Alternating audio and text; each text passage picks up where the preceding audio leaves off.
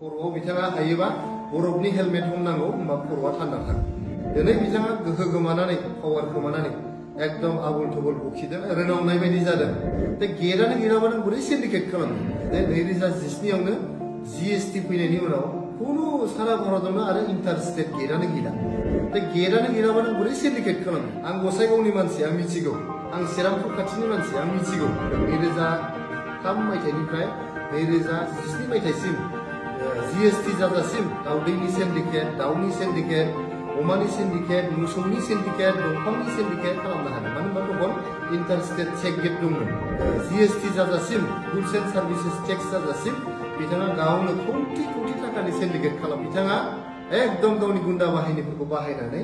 youth BPF खौ आरो BRTF केम्पनि मानसिखौ बाहायनानै श्रीरामपुर गेटआव कौटि कौटि थाखानि चेक गेट बानायदों आरो बे कौटि कौटि थाखाखौ बिथाङा लाबोनानै हाजार हाजार कौटिनि मालिक जानानै जोंनि क'क्राझाराव बयनिख्रुइ देरसिन हटेला बिथांनि नामै बयनिफ्राय देरसिन हस्पिटाला बिथांनि